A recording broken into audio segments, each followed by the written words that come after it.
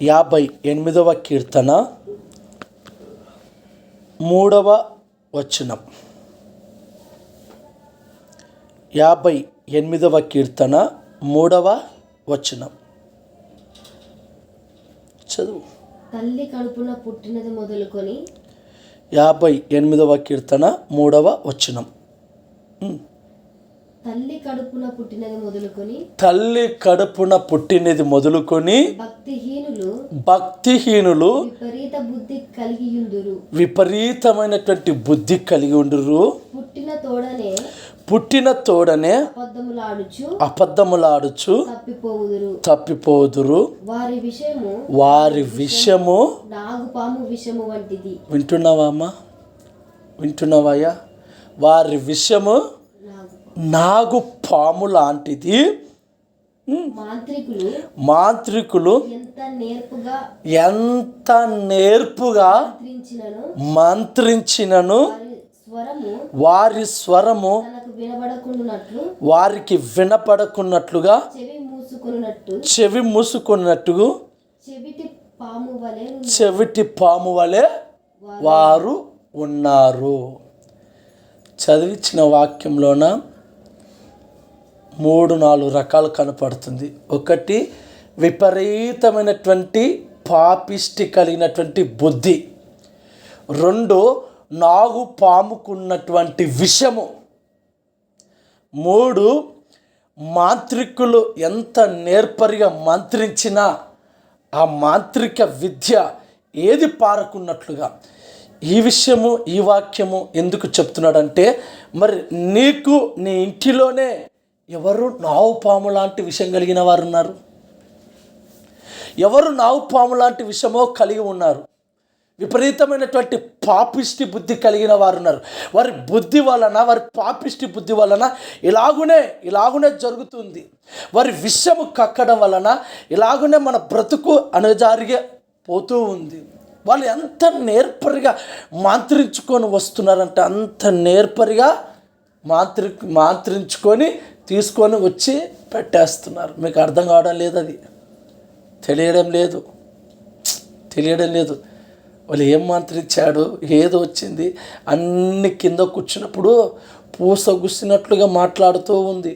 వచ్చినది ఏంటి, చేసినది ఏంటి అంటే. ఎందుకు ఈ విషయం చెప్తున్నా అంటే, ఎవరు ఏ బుద్ధి కలిగినా, ఎలాంటి బుద్ధి కలిగినా, ఎవరికి ఏ విషయము ఉన్నా, ఎవరిలో ఏ పాము లాంటి విషయం ఉన్నో ఆ విషయమైనా సరే, ఎవరు ఎంత నేర్పరిగా మంత్రించినా, ఎవరు ఎంత విద్యను అభ్యసించి మాంత్రిక తాంత్రిక విద్యలు ప్రయోగించి దురాత్మ గాలి పిచాచి నీ మీదకి పంపించిన అవి నిన్ను హాని చేయకుండానట్లుగా ప్రభు కంచె నీకు తోడుగా ఉండునుగాక.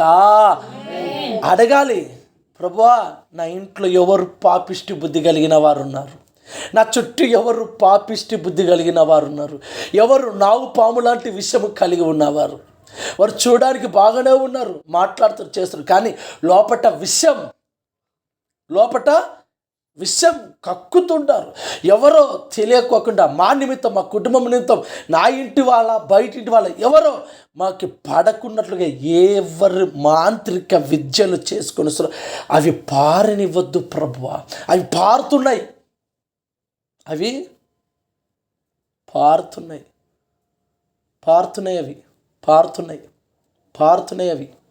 యేసు నామంలో పారుతున్నాయి. యేసు నామంలో అవి పారకోకుండా తొలగిపోవునుగాక. వాటికి మించి ఇప్పుడు మీకు బలం కావాలంటే ప్రార్థన కావాలి. మీకు వాటికి మించిన ప్రార్థన కావాలి. వాటికి మించిన ప్రార్థన లేకపోతే అనుకో, నేను మొదట్లోనే వాక్యం నేను చెప్పలేనని చెప్పాను. వాటికి మించిన ప్రార్థన ఇప్పుడు మీకు కావాలి. మీరు భయపట్టిస్తున్నారు మరో ఒక్కటి అనుకుంటారు, ఏదని అనుకోండి. వాటికి మించిన ప్రార్థన మీ ఇంట్లో ఉంటేనే మీరు వాటిని జయించగలుగుతారు, లేకపోతే బలైపోతారు.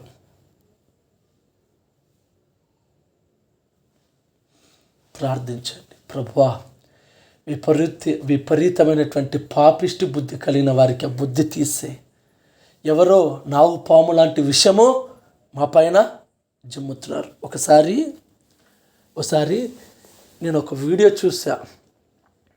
ఏ వీడియో అంటే నాగు పాముది ప్లస్ ముంగిస్తుంది వీడియో చూసా. ఆ వీడియో ఎట్టుందంటే కొట్లాడుకునేంత వరకు కొట్లాడుకుంటున్నాయి. చివరిగా ఈ పామును ఆ ముంగిస్త నోటితో పట్టుకుంటే ఆ పాము నోట్లో అది ఉంటుంది చూడండి, కూరలు. ఆ కూరల నుండి విషము జిమ్ముతుంది. విషము జిమ్ముతుంటే ఆ స్లో మోషన్ పెట్టారు. ఎలా వస్తుందో తెలుసా, ఎంత దూరం వెళ్తుందో తెలుసా విషం అనేది. ఇక్కడ నుండి ఆ విషము జిమ్ముతుంటే నీ అంత దూరం వచ్చి పడుతుంది. కేవలం పాము కక్కే విషమే అంత దూరం వచ్చి పడితే దుర్మార్గుడు, దృష్టుడు, దురాత్మ వాడు కక్కే విషము మరింత ఉండాలా. ఇదివరకు కూడా ఒక వాక్యం వచ్చింది, మీకు గుర్తుందో లేదో నాకు గుర్తుంది. ఎద్దు రంకలేసినట్టుగా ఇప్పుడేమంటున్నాడు, మాంత్రికులు ఎంత నేర్పరిగా మంత్రించినా అవి మన మీద పారకూడదు. ఎంతమంది మన పైన విషము చిమ్మినా విషము మన కాడికి రాకూడదు. ఒక కుండ వంట చేయండి అని చెప్పేసి పాస్టర్ సేవకుడు తన కిందన్న శిశువులకు చెప్పారు. ఆ శిశువులు ఏం చేసినారంటే, సరే మా పాస్టర్ చెప్పారు కదా అని చెప్పేసి అక్కడున్న కొన్ని ముక్కలు పేర్కొని వచ్చారు. ఆ ముక్కలలో కొన్ని విషము కలిగిన మొక్కలు ఉన్నాయంట. వీళ్ళకి తెలియదు. తీసుకొచ్చారు, కుండలు పెట్టి వండారు. వండిన తర్వాత వడ్డించడం మొదలుపెట్టారు. వడ్డిస్తున్నారు, తింటూనే ఉన్నారు.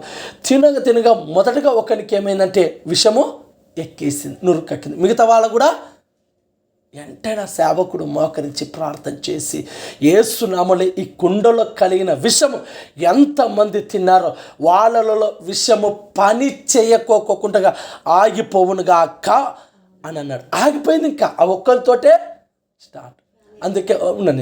అందుకే బైబిల్లో ఉంటుంది కదా, మీరు నాగుపాములను ఎత్తి పట్టుకుందరు, విషము త్రాగినా అవి మీకు హాని చేయు. రోగుల పైన మీరు హస్తాలు పెట్టిన వారు ఈ రాత్రి అదే అడగండి, ప్రభువా మరలా చెప్తా జాగ్రత్త వినండి. విపరీతమైన బుద్ధి కలిగిన వారిని ఎవరు ఏ బుద్ధి చూసినా ఆ బుద్ధి మీ మీద పారకుండా ఉండునుగాక.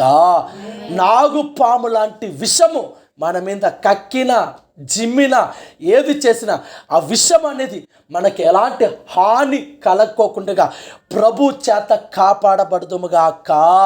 మూడో విషయం, మాంత్రికులు ఎంత నేర్పించినా, ఎంత విద్యను అభ్యసించినా, ఇంటి పైన నిమ్మకాయలు వేసినా, పసుపు వేసినా, ఏదేసినా ఆ నేర్పించి పంపించిన దురాత్మ, దృష్టిని, గాలి, పిచాచుల ద్వారా మనకి, మన ఇంటికి, మన బంధువులకి, స్నేహితులకి ఎవరికి ఏది హాని జరగకుండా కాపాడబడదుముగాక. ఇలా జరగాలంటే వాటికంటే మనము మన ఇండ్లలో మనం బలంగా ప్రార్థనలోన ఉండాలి. నిర్లక్ష్యంగా ఉండద్దండి, నిర్లక్ష్యంగా వ్యవహరించొద్దండి, ప్రార్థనలో ఉండండి. దేవుడు మీకు కృప అనుగ్రహించి కాపాడునుగాక. మోకరించి ప్రార్థన చేస్తుంది.